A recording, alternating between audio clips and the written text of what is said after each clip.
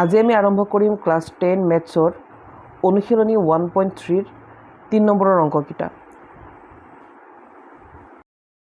3ৰ একটো হৈছে দেখুৱাব লাগে 1/√2 অপৰিমেয়। কেনেকৈ কৰিম? আমি যোৱা ভিডিঅ'ত অনুশীলনী 1.3ৰ 1 নম্বৰটো আৰু 2 নম্বৰটো মই কৰাই দিছোঁ। 2 নম্বৰটো আমি যিদৰে কৰিছিলোঁ সেই একেটা নিয়মতে আমি 3ৰ একটো কৰিব লাগিব। আমি প্ৰথম কি কৰিব লাগিব? ধৰি ল'ব লাগিব যে 1/√2 পৰিমেয় বুলি। আমি অংকটো আৰম্ভ কৰোঁ। প্ৰথম আমি আৰম্ভণিতে কি কৰিব লাগিব? আমি ধৰি ল'ব লাগিব 1/√2 পৰিমেয়। গতিকে মই ধৰি লৈ আছোঁ। ধৰা হ'ল 1/√2 পৰিমেয়।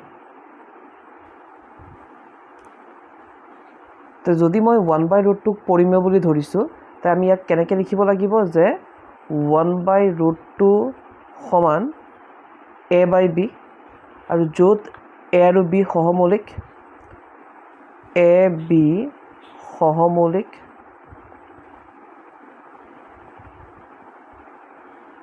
আৰু আমাৰ b not equal 0। এতিয়া কি কৰিম? এতিয়া আমি ইয়াত ক্ৰছ পূৰণটো কৰিব পাৰোঁ। 1 যদি মই পূৰণ কৰোঁ ৰুটটোৰ লগত কৰিব লাগিব, আৰু বিক পূৰণ কৰিলে 1ৰ লগত পূৰণ কৰিব লাগিব। a আহিব তলৰটোৰ লগত আৰু b যাবগৈ ওপৰৰ লগত। যেনেকৈ যদি মই 1 পূৰণ কৰোঁ তে a ৰ লগত ৰুটটো পৰিব, আৰু 1 যদি মই ৰুটটোৰ লগত পূৰণ কৰোঁ হ'ব √2a সমান এইফালে b পূৰণ হ'বগৈ 1ৰ লগত, তে b গুণ হৈ যাব b। এতিয়া কি কৰিম? মই আগৰ 2 নম্বৰটো যেতিয়া কৰাইছিলোঁ মই তাত কৈছিলোঁ যে যিটোৰ ওপৰত √over থাকিব তাক আমি অকলশৰীয়া কৰিব লাগিব। যেনেকৈ আগৰটোত √5 আছিল, তো আমি √5ক অকলশৰীয়া কৰিছিলোঁ। তো ইয়াত যিহেতু √2 আছে, গতিকে আমি √2ক অকলশৰীয়া কৰিম। তো √2ক অকলশৰীয়া কৰিবলৈ হ'লে আমি এই পূৰণ হৈ থকা এটো আমি সিটো পাৰে হৰণত দিব লাগিব। তো ইয়াৰ পৰা যদি এটো আমি অঁতৰাই সমান পাৰ কৰি সিটো পাৰ লৈ যাওঁ, তে √2 অকলশৰীয়া হৈ যাব। এতিয়া কি কৰিম? ইয়াৰ পৰা আমি √2 ৰাখি দিম, আৰু এটো √2ৰ লগত হৈ আছে পূৰণ, আৰু এই পূৰণৰে আমি সিটো পাৰ কৰিম, হৈ যাব হৰণত, আৰু তেতিয়াই হৈ যাব আমাৰ √2 অকলশৰীয়া। √2 ৰাখি দিলোঁ, সমান সেইফালে আছে b, আৰু a যিহেতু হৈ আছে পূৰণ, গতিকে ই আহি যাব হৰণত। এইখিনিলৈকে কৰিলেই হ'ব। তো আমি কৰিলোঁ কেনেকৈ? প্ৰথম আমি ধৰিব লাগিব 1/√2 পৰিমেয়। তো আমি যদি কাৰোবাক পৰিমেয় বুলি কওঁ, তো আমি এনেকৈ লিখিব লাগিব যে 1/√2 সমান a/b, আৰু a/b সহমৌলিক, য'ত b not equal 0। এতিয়া আমি কি কৰিলোঁ? এইটো ক্ৰছ পূৰণ কৰি দিলোঁ। ক্ৰছ পূৰণ কেনেকৈ কৰে? ওপৰে পাই তলক, তলে পাই ওপৰক।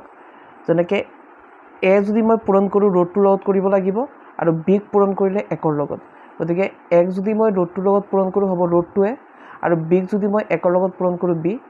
এতিয়া আমি কি কৰিম? ইয়াৰ যিটো নিয়ম আছিল যে যিটোৰ ওপৰত √over থাকিব তাক আমি অকলশৰীয়া কৰিম। তো এই √over2ক অকলশৰীয়া কৰিবলৈ হ'লে ইয়াৰ লগত থকা এটো আমি সিটো পাৰ কৰিব লাগিব, আৰু যিহেতু এটো ইয়াৰ লগত হৈ আছে পূৰণ, গতিকে সিটো পাৰ কৰিলে হৈ যাব হৰণ, তেতিয়া √2 হৈ যাব অকলশৰীয়া। এতিয়া এইটো আমি ক্ৰছ পূৰণ নকৰি আমি আৰু এটা নিয়মত কৰিব পাৰোঁ। আমি যদি ইহঁত দুটা যদি উল্টাই দিওঁ, √2 ওপৰত 1ক যদি তলত দিওঁ, তে এইটো উল্টি যাব, b ওপৰত যাবগৈ আৰু a তলত যাব। আমি ডাইৰেক্ট এই লাইনটো পাই যাম। আমি ক্ৰছ পূৰণ নকৰি আমি ডাইৰেক্ট এই লাইনটোত আমি আহিব পাৰিম। আমি কি কৰিব লাগিব? আমি ইয়ালৈকে কৰি হোৱাৰ পাছত আমি এইখিনি কথা তলত লিখি দিব লাগিব যে ইয়াত a/b অখণ্ড সংখ্যা, এটাকে b/a পৰিমেয়, সেয়ে √2 পৰিমেয়। ইয়াত যদি আমাৰ b/a পৰিমেয়, সেইকাৰণে আমি √2ক পৰিমেয় বুলি ক'ম, কাৰণ b/aৰ সমান √2 হৈ আছে। তো সমানে কি বুজায়? যে এইখিনি যদি পৰিমেয়, তো এইখিনিও আমাৰ পৰিমেয় হৈ আছে। কিন্তু ই √2 পৰিমেয় এই সত্যতাৰ বিৰোধ কৰে। সেয়ে 1/√2 পৰিমেয় নহয়, অপৰিমেয় সংখ্যা। এতিয়া আমি 3-2টোত আহোঁ। ইয়াত কি ক'লে যে দেখুওৱা যে 7√5 অপৰিমেয়। এইটো তেনেকৈয়ে কৰিব লাগিব। প্ৰথম আমি কি কৰিব লাগিব, ধৰিব লাগিব যে 7√5 এটা পৰিমেয় বুলি। তো আমি ধৰি লওঁ।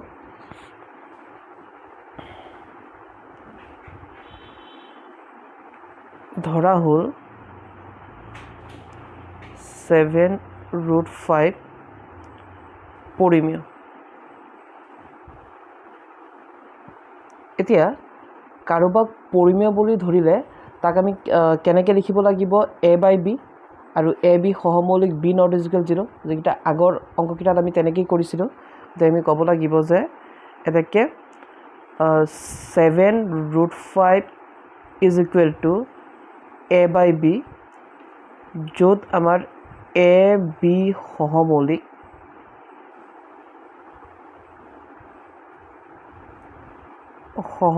আৰু b ≠ 0। এতিয়া আমি কি কৰিম, ইয়াৰ নিয়মটো কি আছিল যে এই √5 থকাজনক আমি অকলশৰীয়া কৰা। তো আমি যদি √5ক অকলশৰীয়া কৰিব বিচাৰোঁ, তে তাৰ লগত পূৰণ হৈ থকা 7টো আমি ইটো পাৰ কৰিব লাগিব। আৰু পূৰণৰ 7 যেতিয়া মই ইটো পাৰ কৰি দিম, হৰণত আহি যাব, মানে ইয়াত আহি যাব। তো আমি অংকটো কৰোঁ বাৰু। এতিয়া আমি কি কৰিম, যিহেতু আমাৰ নিয়ম হৈছে যে আমি এই থকাটোক অকলশৰীয়া কৰা। তো আমি যদি √5ক অকলশৰীয়া কৰিবলৈ হয়, তো আমি ইয়াৰ পৰা 7টো আঁতৰাব লাগিব। তো ইয়াৰ পৰা যদি 7টো আমি আঁতৰাই দিওঁ, থাকিব আমাৰ কেৱল √5 সমান সিফালে আছে a/b, আৰু যিহেতু 7 হৈ আছিল পূৰণ, গতিকে ইফালে আহিলে হৈ যাব হৰণ। এইখিনি। তাৰপিছত প্ৰথম কি কৰিব লাগিব, মই আৰু এবাৰ কৈ আছোঁ। প্ৰশ্নই দেখাব দিছে যে 7√5 অপৰিমেয়। তো আমি কি কৰিব লাগিব, আমি ধৰি ল'ব লাগিব যে 7√5 পৰিমেয় বুলি আমি ধৰি লৈছোঁ। আৰু যদি আমি কাৰোবাক পৰিমেয় বুলি ধৰোঁ, তো আমি এই কামখিনি আমি কৰিবই লাগিব যে 7√5 সমান a/b, আৰু ইয়াত a/b সহমৌলিক আৰু b ≠ 0। তো এইটোৰ যিটো নিয়ম আছিল, আমি 2 নম্বৰটোও পাইছোঁ, 3ৰ 1ও পাইছোঁ, আৰু 3ৰ 2ও এতিয়া তেনেকুৱা নিয়মতে যে এই থকাজনক অকলশৰীয়া কৰিব লাগিব। তো আমি যদি √5ক অকলশৰীয়া কৰিব বিচাৰোঁ, তো এই 7টো ইয়াৰ পৰা আঁতৰাব লাগিব। তো যিহেতু 7 হৈ আছিল পূৰণ, গতিকে ইয়াৰ পৰা যদি মই সিটো পাৰ কৰি দিওঁ, আহি যাব হৰণত। তো ইয়ালৈকে কৰি হোৱাৰ পাছত আমি লিখিব লাগিব যে ইয়াত a/b7 আদি অখণ্ড সংখ্যা। এতেকে a/7b হৈছে পৰিমেয়। যদি a/7b পৰিমেয়, তেন্তে √5ও পৰিমেয়, কাৰণ দুইটা ভাগ সমান হৈ আছে। সেয়ে √5ও পৰিমেয়। কিন্তু ই √5 পৰিমেয় এই সত্যতাৰ বিৰোধ কৰে, আৰু সেয়ে 7√5টো পৰিমেয় নহয়, অপৰিমেয় সংখ্যা। এতিয়া আমি 3 নম্বৰটোত যাওঁ। ইয়াত কি ক'লে যে দেখুওৱা যে 6 + √2 অপৰিমেয়। বাকীকেইটাৰ নিচিনা এইটো বাৰু। তো আমি কেনেকৈ কৰিম, আমি জানো যে প্ৰথম আমি ধৰিব লাগিব যে 6√2 পৰিমেয় বুলি। ধৰি লওঁ বাৰু। প্ৰথম ক'ব লাগিব যে ধৰা হ'ল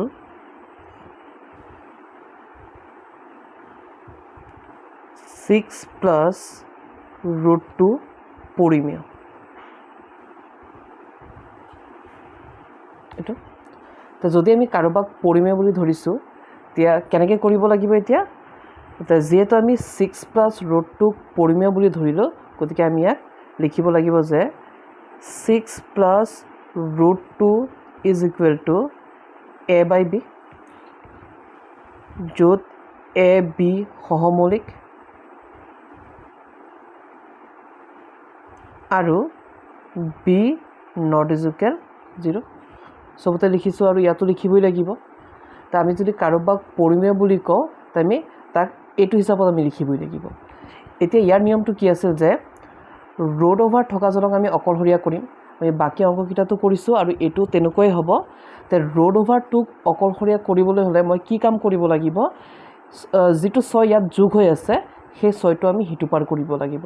আৰু আমি জানো যে যদি 6টো ইয়াত যোগত আছে, তো আমি সমান চিন পাৰ কৰি সিটো পাৰ কৰিলে ই বিয়োগত হৈ যাব।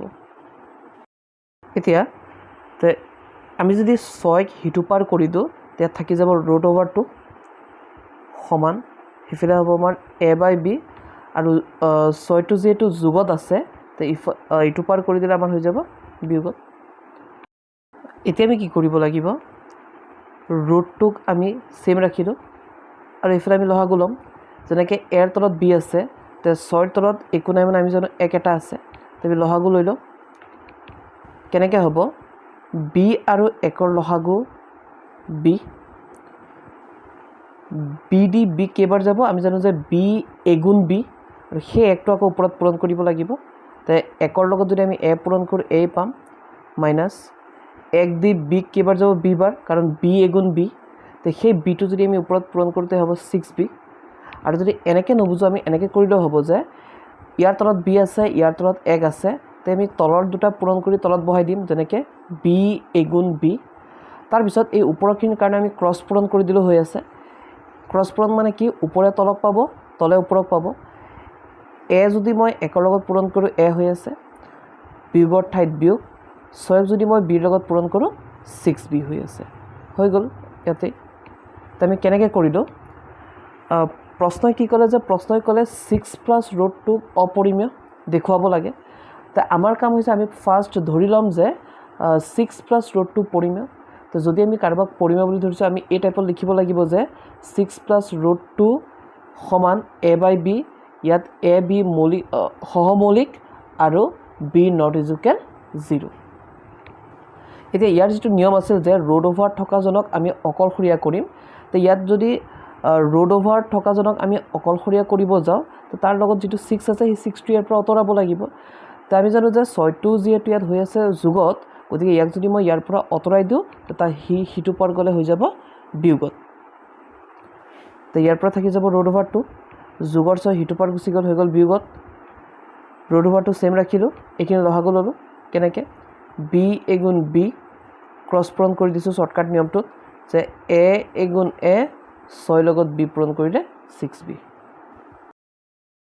ইয়ালৈকে কৰি হোৱাৰ পাছত আমি তলত লিখিব লাগিব যে ইয়াত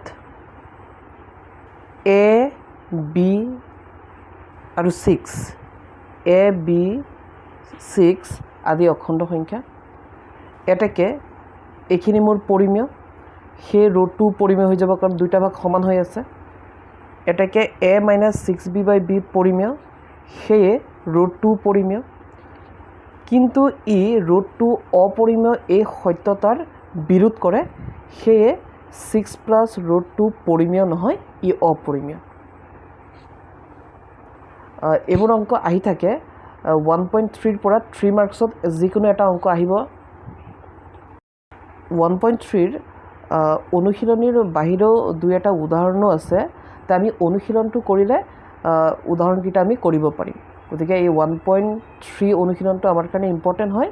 ইয়াত যিকেইটা অংক আছে আমি যদি এইখিনি ভালকৈ কৰোঁ ইয়াৰ পৰা আমি 3 মাৰ্কছ এটা কমন পেলাব পাৰিম।